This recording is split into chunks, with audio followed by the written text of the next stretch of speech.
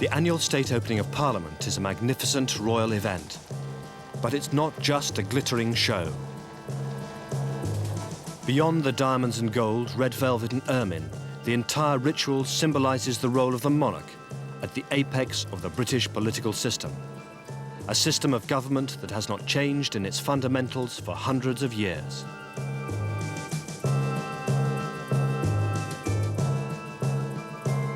The monarchy is absolutely central to the political system of the United Kingdom.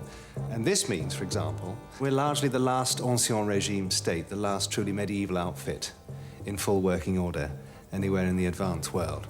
Most of our institutions were formed in the Middle Ages, and you could argue that the genetic code, the DNA of any institution, is formed, obviously, when it comes into being, and you get mutations around the edges thereafter, but it's still recognizably the same. And as we're ancient and settled, have been on this particular political patch for a very long time with roughly the same borders, with very few breaks of any kind, that we are still on medieval DNA. Most people today tend to assume that despite the trappings, the political role of the monarchy is wholly symbolic, long since stripped of any real significance. In fact, the monarchy continues to have a great impact on the character of British politics, and the Queen herself still plays the pivotal role in the political system. Parliament itself has its origins in the court of the English kings of the Middle Ages.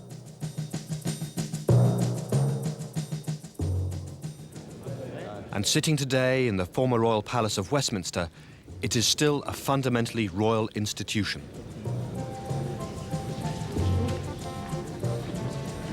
Madam Speaker, the Queen requires the attendance of this honourable House immediately in the House of Peers. The symbol of the sovereign's authority, the mace, rests on the table between Her Majesty's government and Her Majesty's opposition, and all bills must receive royal assent before they become law. But while the same institutions still exist, what has changed since the Middle Ages is the balance of power. The British Prime Minister is the strongest chief executive anywhere in the Western world because he's largely taken the absolute powers of the monarchy unto himself or herself. It's quite wrong to think they shifted to Parliament. The line is always that sovereignty is the Queen in Parliament. Most of the powers that matter stopped halfway between the Palace and Westminster in number 10 Downing Street, either exercised by individual secretaries of state or by the Prime Minister, all the ones that matter. Peace, war, recognising countries, unrecognising countries, are royal prerogatives, but they're carried out for the Queen by the Prime Minister. So those powers are royal powers, but they're put into commission with civilians, properly elected civilians, I have to say. But still, the basis of that power is royal.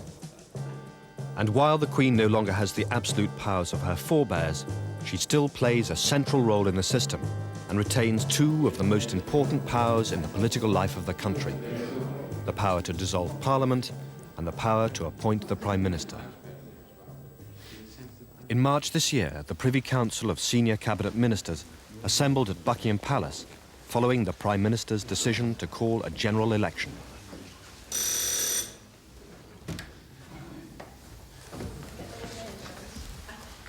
The Queen's power to dissolve Parliament is the most important surviving power under the prerogative. The Queen, of course, exercises it on the advice of her ministers and has just agreed to the Prime Minister's request for a dissolution. The proclamation, the terms of the proclamation are actually approved in a meeting of the Privy Council, and at that meeting the Queen signs the proclamation itself. And this is the document which the Queen has just signed. I will take this to the Crown Office in the House of Lords, where the Great Seal is kept, where this document will be sealed, and that will have the effect forthwith of dissolving Parliament. And while the Queen has never forced a dissolution or refused one, it remains an important power. Suppose you had a government which refused to go to the country after its 5 years were up. Could the Queen dismiss it? Quite possibly she could. Suppose you had a government which wanted a dissolution at a time of national emergency, perhaps at a time when you had a threat to the currency. Could the Queen refuse a dissolution at that time? Possibly, again, she could. In emergency circumstances, the sovereign could exercise quite considerable influence. The Queen's other, more sensitive prerogative power is that of appointing the Prime Minister. Most of the time, this is the formality of appointing the captain of the winning team. But when she does have to exercise her powers, she risks being drawn into a political controversy. In 1963, Harold Macmillan, the Prime Minister, had to retire because of ill health. Very graciously, the Queen came to the hospital to consult with Mr. Macmillan on the appointment of his successor.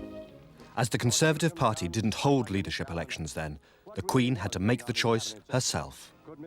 Rab Butler was the strongest candidate. But on Macmillan's advice, the Queen chose an outsider, Lord Hume. Lord Hume accepted Her Majesty's invitation. He was now on his way to number 10 as Prime Minister, an office few people until recently ever thought would be his. Now, Alec Douglas Hume was a very controversial choice. There were 3 other candidates, including R.A. Butler, whom many thought should have been chosen. However, it wasn't for the Queen to intervene in the internal processes of the Conservative Party. It wasn't for her to question the way these processes had worked out. Had she done so, that would have been controversial and possibly even unconstitutional. Nevertheless, the palace was caused some embarrassment. And mercifully for the Queen, and I'm sure to her great relief, the Conservatives made sure that she was never so embarrassed again, because that was the last time any of their leaders emerged. They've resorted to, for them, a novel device called votes, to choose their leaders subsequently. But the Queen still faces the risk of involvement in a dangerous political controversy if there is no clear result in a general election.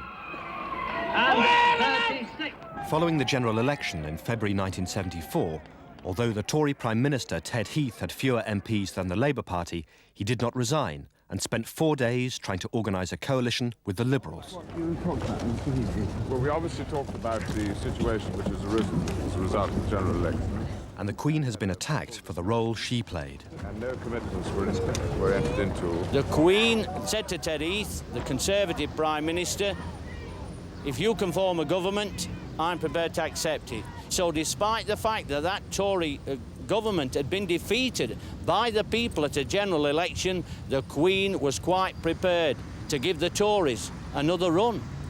It was only because the Liberals couldn't get their act together with the Tories that Harold Wilson then was able to form a minority Labour government. Now that is real power.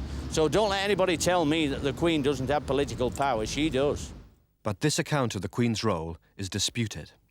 The Queen remained entirely passive in 1974. There was no question of calling anyone to the palace. Edward Heath remained Prime Minister, and until he resigned, there was no vacancy. But the Queen made no decisions herself. She allowed the politicians to sort things out and then just registered the decision. And that, on the whole, is how the monarchy works in the modern constitutional system of Britain. But it's clear that situations like this put the Queen in a difficult position. In March this year, all the polls pointed to another hung Parliament, and so procedures for protecting the Queen were put into operation. The files were retrieved from the last time this had happened in February 1974. All the precedents were brought into place, and the 3 party political leaders were called in for little private chats and told how they must conduct themselves. Now, essentially, this fixing was done by 3 people, none of whom has ever been elected to anything. They're called the Golden Triangle for short, and they are the Queen's Principal Private Secretary, Sir Robert Fellows, the Prime Minister's Principal Private Secretary, Andrew Turnbull, and the Cabinet Secretary, Sir Robin Butler. We've won tonight a magnificent victory. A victory that many people... So it was all ready to go, and I think to their considerable relief, however, they didn't actually have to try it this time, to try and do the fixing, because there's always the nagging worry at the back of their minds that it will go wrong because there are so many possible combinations. It only has to go wrong once, and the monarchy is seen to be politicised. Legislation will be introduced to... The Queen's unique position in the Constitution places her above the law and gives her the right to influence acts of Parliament that may affect her. To improve further the law... Every time a piece of legislation is proposed to go through Parliament, it is looked at by people on behalf of the Queen to make sure that the Crown's historic interests are not altered. Queen's staff, the household, are very zealous in her service. They're very anxious to protect her interests, and sometimes they put up a very tough battle with a government department about some provision in a bill which they feel is not appropriate in relation to the Queen. For example, while the royal household used to be subject to the laws on racial discrimination, it was made exempt under the 1976 Race Relations Act. It would have happened because the palace would have made some objection about being subjected to the procedures laid down by the Race Relations Act, industrial tribunals and the activities of the Race Relations Commission and so on. But why is the Queen exempt from the laws that bind everyone else in the country? Well, the courts are the Queen's courts, and the Queen, the sovereign, the Crown, is the source and symbol of justice in our system. Since that is the formal position, it seems right that that legislation should not be passed which would have the effect, as it were, of creating a possibility of the Crown being taken to court. Action will be taken to combat crime. The monarch's position in Britain's unwritten constitution is further protected by the rule which prevents MPs from examining such matters as royal employment practices or the Queen's finances. In the United Kingdom, and we can't ask questions either on a weekly basis, as we do to the Prime Minister, or through a select committee. That was tried, and the household said, we are not going to answer. There was no way of making them answer on behalf of the Crown. If the monarchy can be criticised in the House of Commons, if the personality of the monarch can be attacked, then inevitably that would call sooner or later for the monarch to be able to reply to those attacks. And one then gets the argy-bargy going on, and inevitably sooner or later a spokesman for the monarch saying this and a spokesman for the other side saying that. I don't think that would be at all useful in our constitutional life. Some things work and work well, and I see no good reason for changing what has worked extremely successfully. So the monarch does have a substantial formal role and powers in the British Constitution. But equally important is the Queen's informal influence on her Prime Ministers.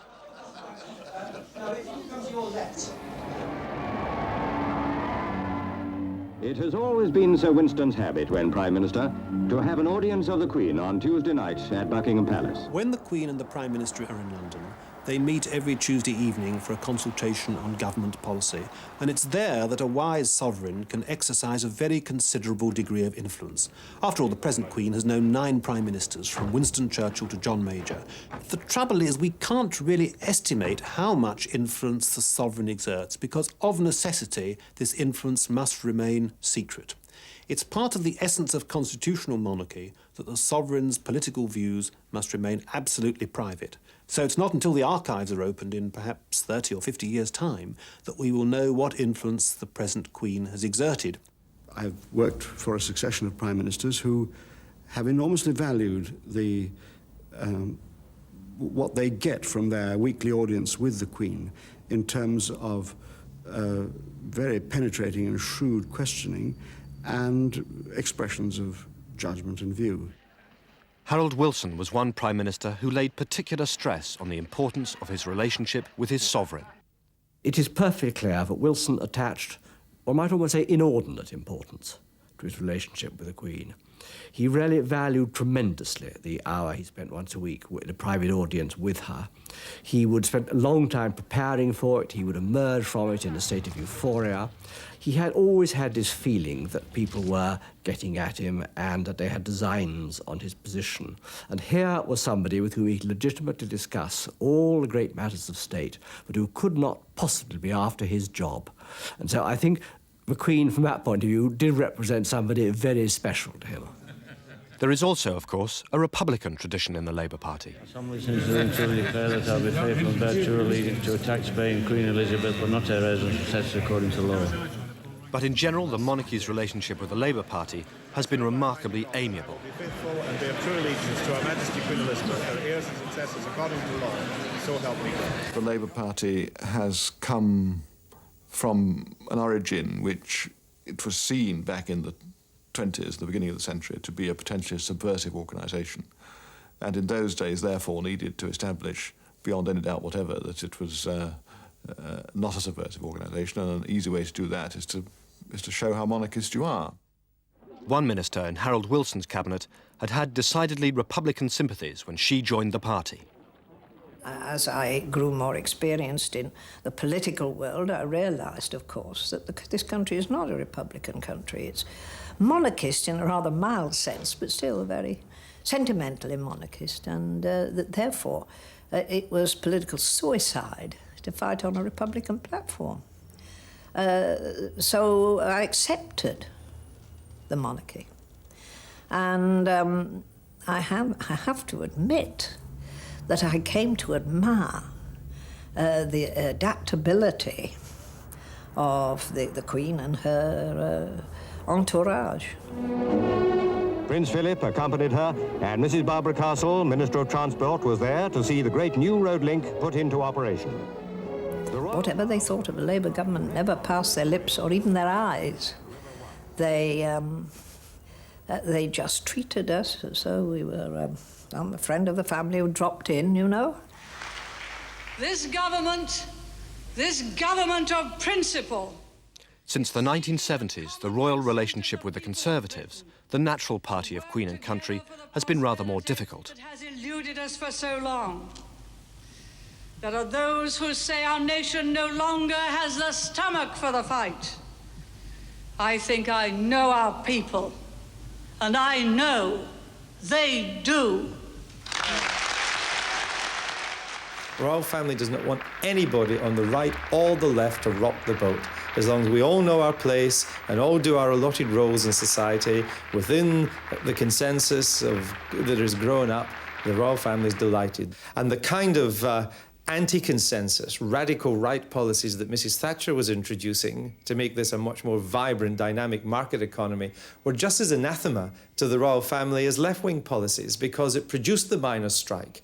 And instead of the usual British compromise and sell out and give the miners what they want attitude, Mrs. Thatcher said, no, we're going to fight the miners. The first cavalry charge came a few minutes later. In the climate of confrontation of the 1984 coal strike, it was to the Queen that the wives of striking miners turned. We were getting battered to death on the picket lines by the police. Now, we'd heard in the press at the time that Thatcher and the Queen didn't get on. And a lot of miners' wives were royalists, so they said, I know, let's write to the Queen. Let's tell her how we feel.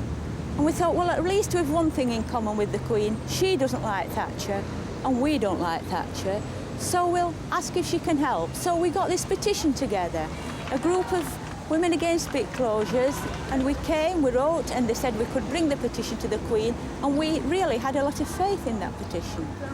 Although some of us weren't royalists, we just had the image of the Queen being the mother of the nation, and as we were mothers in struggle, we thought maybe she would at least try to understand what we were trying to do.